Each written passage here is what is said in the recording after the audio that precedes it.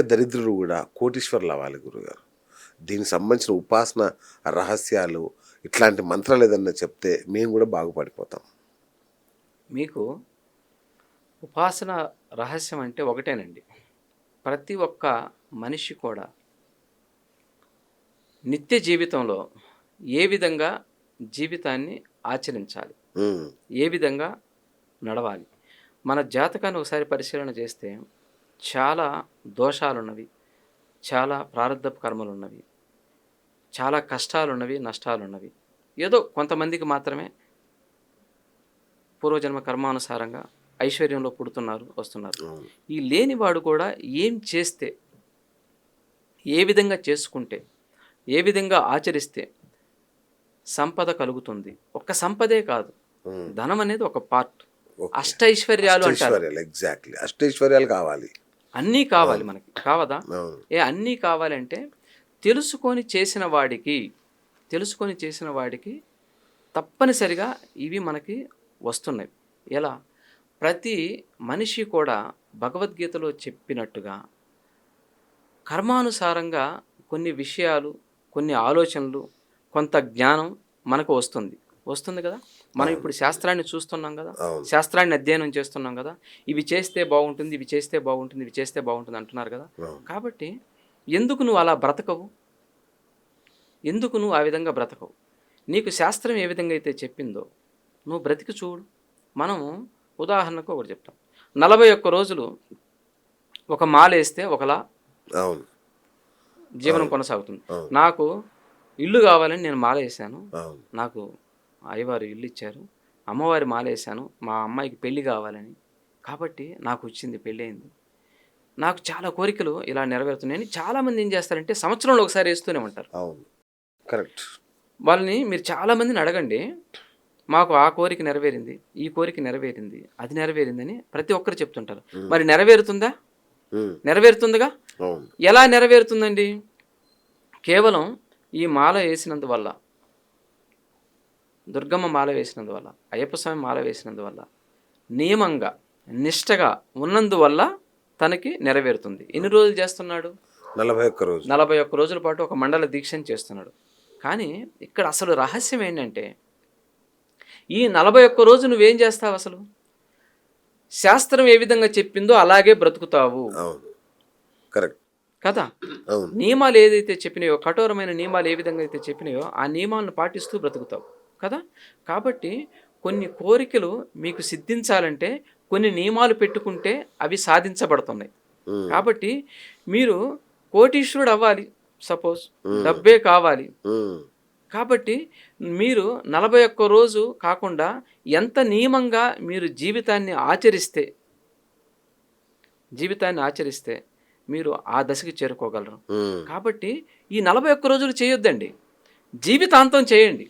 Okay, okay, జీవితాంతం చేయండి. ఇప్పుడు ధర్మమైనవి ఏమైనా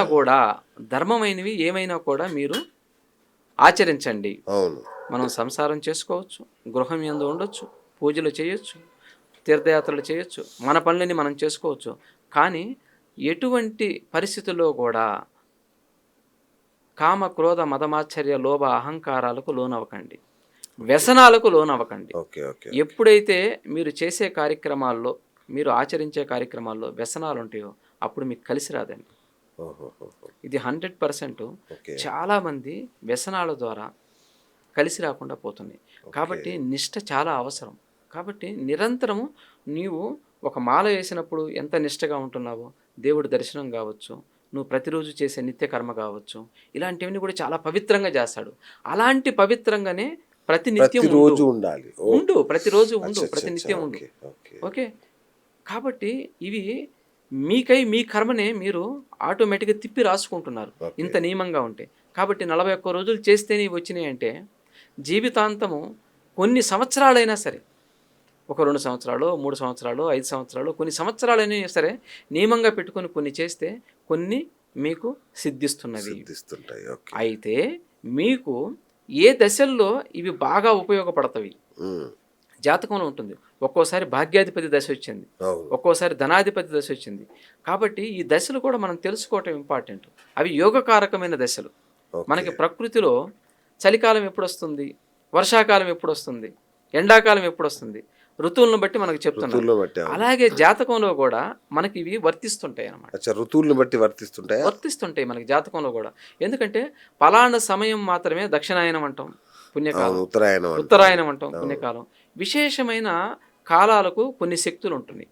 అలాగే మన జాతకంలో కూడా లగ్నాధిపతి, భాగ్యాధిపతి, పంచమాధిపతి, లాభాధిపతి, ధనాధిపతి అనే వాళ్ళ యొక్క దశల్లో కూడా కొన్ని విశేషాలు ఉంటాయి. ఆ విశేషాలను బట్టి మీరు నియమాలు పాటించండి. సంపాదించకపోతే నన్ను అడగండి అప్పుడు. సూపర్ గురుగారు. మామూలుగా అంటే ఏ జ్యోతిష్యుని కించపరచడం నా ఉద్దేశం కాదు, ఏ జ్యోతిష్యుని బాధ పెట్టడం నా ఉద్దేశం కాదు. ఎందుకంటే జ్యోతిష్యులతోనే నేను పెరుగుతున్నా కాబట్టి. నాకు ఆ డౌట్ ఏంటంటే గురుగారు, కొందరేమో మంచి విషయాలు మాత్రమే చెప్తారు, కొందరు చెడు విషయాలు మాత్రమే చెప్తారు. నీకు ఇంకొక 15 రోజుల్లో మృత్యువు పొంచి ఉంది అంటాడు, కాబట్టి నువ్వు ఈ పరిహారం చేసుకో అంటాడు. ఇంకో 20 రోజుల్లో నీకు జైలు యోగం ఉంది, కాబట్టి నువ్వు ఇది చెయ్యి, ఇలా చెప్తుంటారు. కొందరేమో నాన్న నువ్వు జాగ్రత్తగా ఉండాలి, పలానా కాలంలో పలానా 10-15 రోజుల పాటు నువ్వు కొంచెం జాగ్రత్తగా ఉండాలి, ఆ తర్వాత అంతా బాగానే ఉంటుంది, ఇలా చెప్పుకుంటూ వస్తారు. అసలు జ్యోతిష్యం ద్వారా మనం ఏం తెలుసుకోవాలి, ఏం తెలుసుకోకూడదు, దేన్ని ఆచరించాలి, దేన్ని ఆచరించకూడదు? మీ ప్రశ్నలో మొదటిగా కొందరు చెడు విషయాలు ఎక్కువగా చెప్తుంటారు, కొందరు ఆ చెడు విషయాలను చెప్పరు. అవును.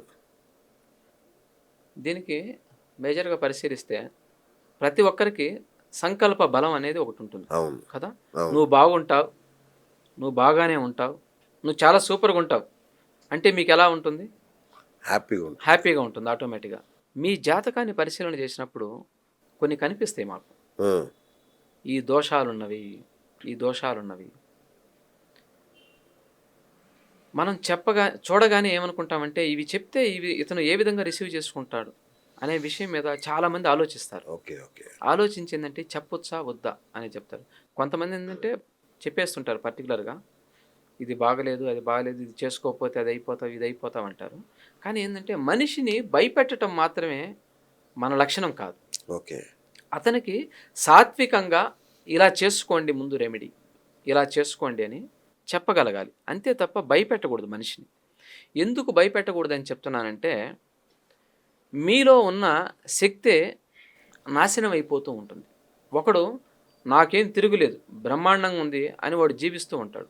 వాడి మీద కొన్ని నీళ్లు చల్లేసామనుకోండి, నీ జాతకం వేస్ట్రా బాబు, అలా ఉంది ఇలా ఉందని అనుకో, వారు ఎప్పుడో వాడికి ఒక నెల క్రితమో 2 నెలల తర్వాతనో రావాలి, వాడికి ఇప్పుడే వచ్చేస్తుంది అది. అమ్మో నా జాతకంలో ఇది ఉందంట అది ఉందంట అని భయపడిపోతాడు.